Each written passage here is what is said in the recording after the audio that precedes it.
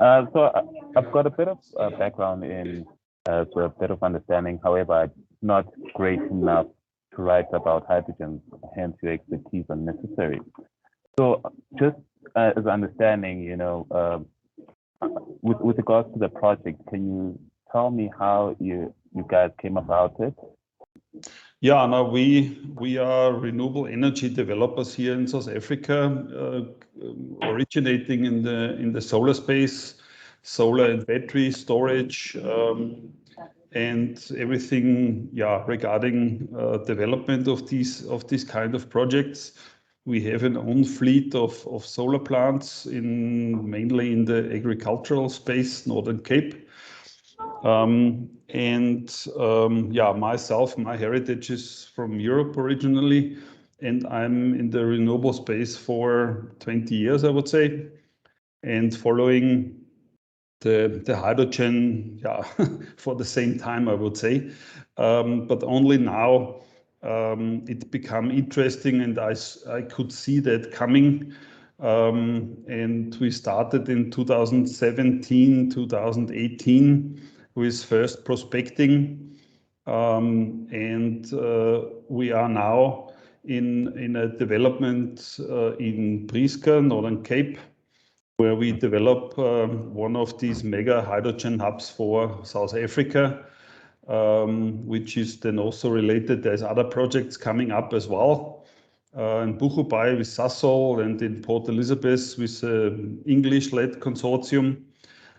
We are a purely South African developer consortium between us, CENEC, Central Energy Corporation, and Mahlaku, sitting in Rivonia Road in Sandton, as our liaison to government funding, all these things in the broader context with the authorities and the government institution like IDC, DBSA. All these institutions, they are mainly leading that point, and we are doing the project technical portion and financial portion. Okay. So the market fundamentals, if you want to see it like that. Okay.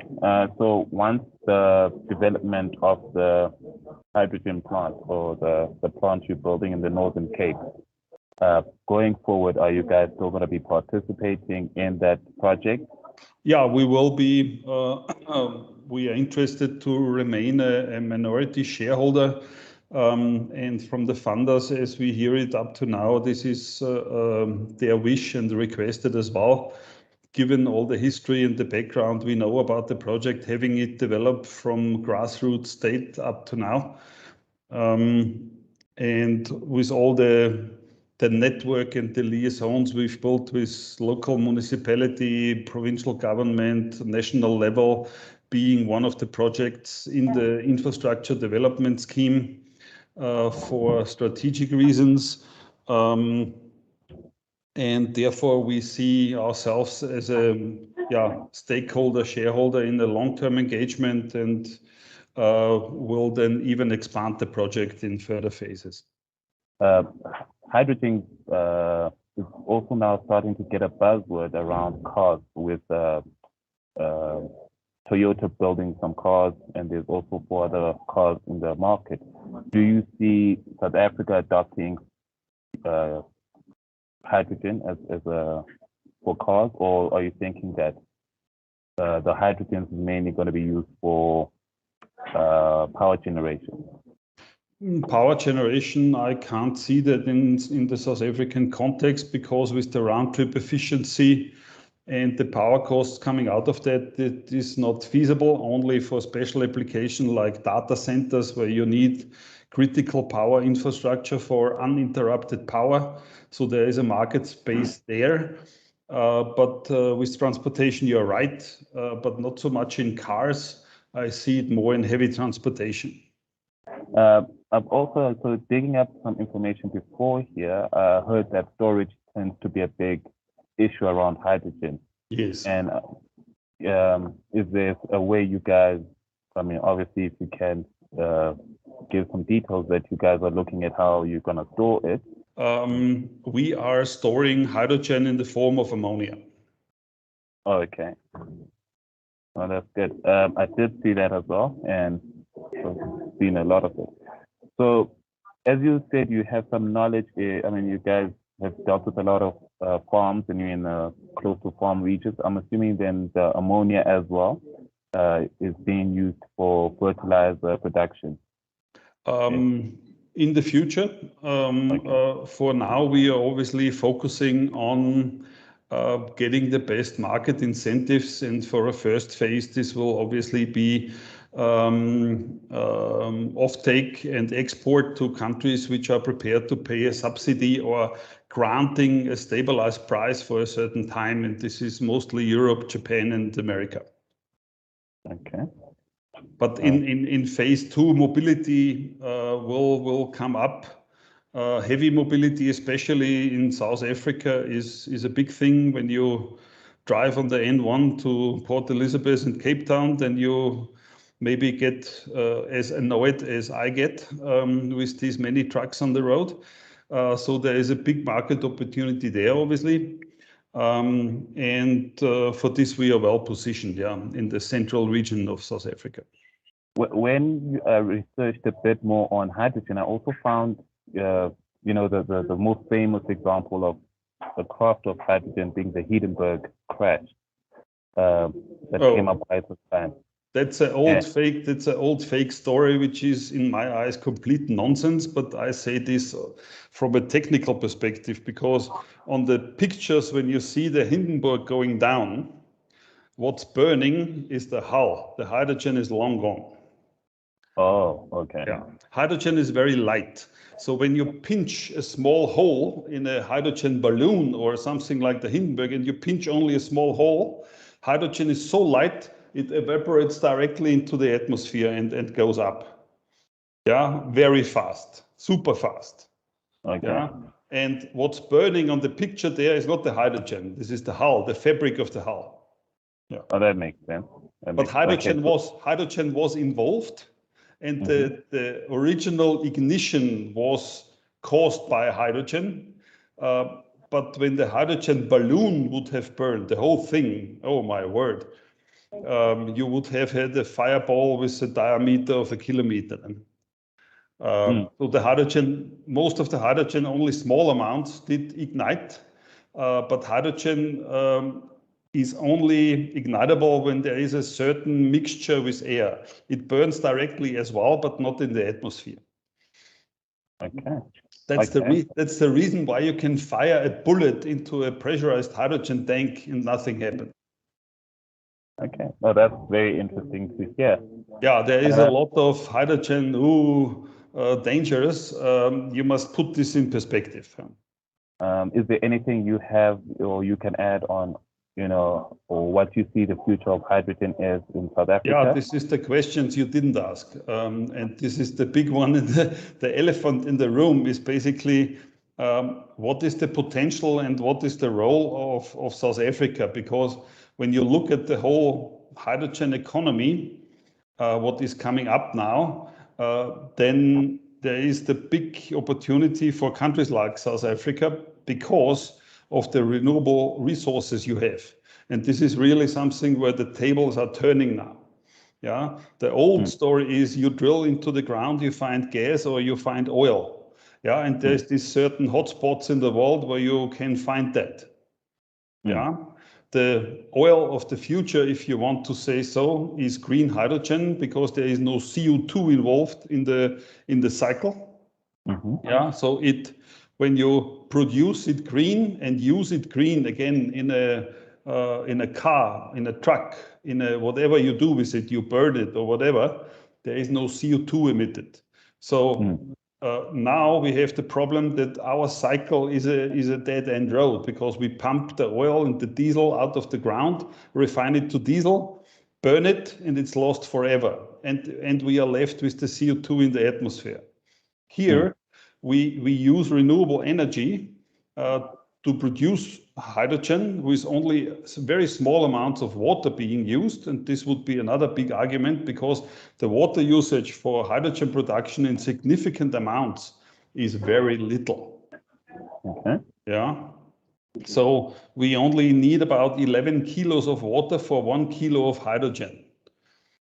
Yeah, this is the conversion what you have approximately, or the hydrogen content in 1 liter or 1 kilo of water.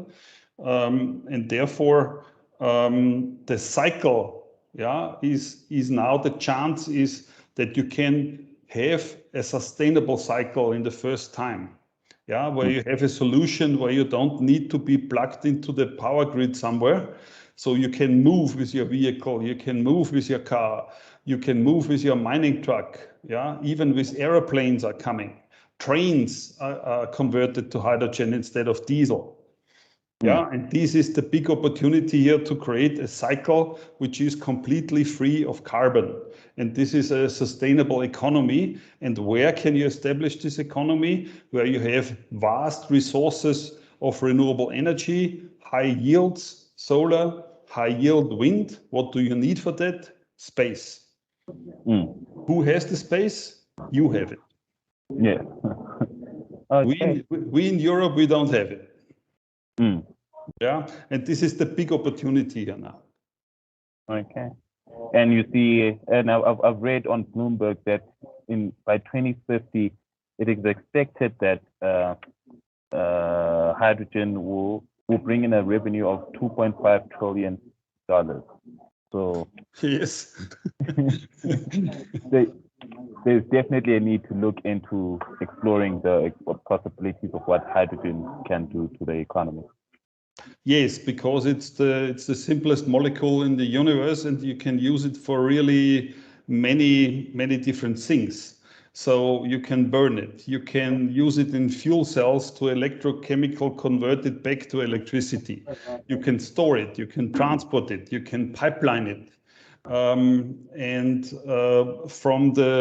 From backup power to the chemical industry to fertilizer, in future, we will look at replacing the fuel for cement for example.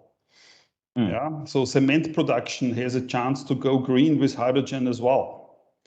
Yeah, and building material production, green steel production, all can be greened via the hydrogen route.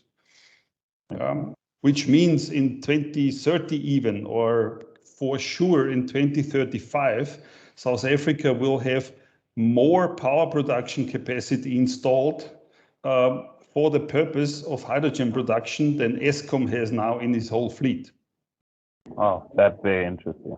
That's very interesting. So Eskom has a fleet now of around 50 gigawatt capacity, of which only less than 80% are prepared to produce power because of maintenance issues and all the other problems they have piled up in the last 10 years. But this capacity, 50 gigawatt, we will have more than 50 gigawatt installed on wind and solar in 2035 for the purpose of hydrogen production compared to the normal electricity use. Okay. That's my prediction. That's a very exciting future to look forward to. No, that has been great. I think on my side, that's it. Unless if you have any final words of wisdom you would like to share. I don't know. Wisdom might be not the right word, but I think as renewable energy developers, having expanded into the hydrogen space years ago was the right decision to be made, and there is a lot of potential in the future.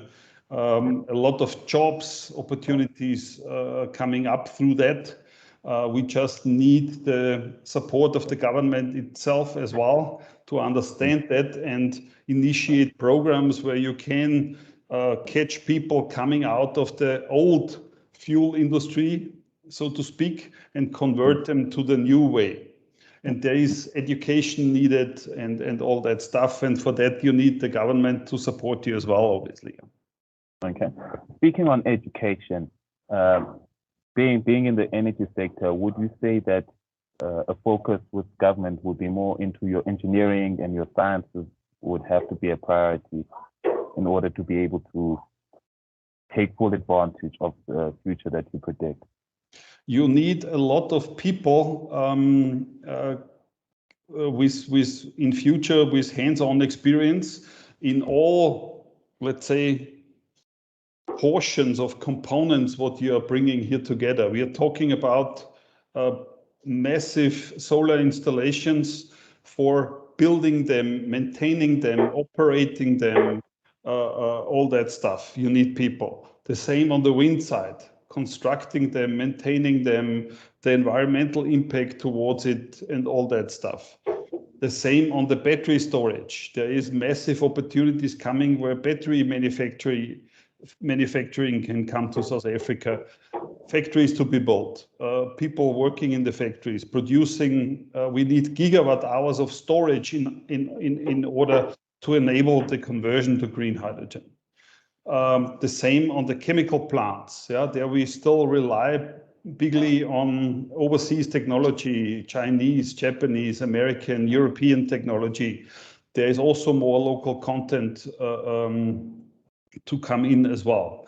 So there is a lot of opportunities in the whole value chain of the hydrogen, job opportunities, opportunities to convert the local economy more to green, being less independent of energy imports from the Saudis and everybody else, being more sustainable, more self-sufficient, and then the big opportunity is the export opportunity, because now South Africa can become an energy exporter instead of an importer. Okay. Thank you very much for that, and thank you very much for your time. Pleasure, and till next time. No problem.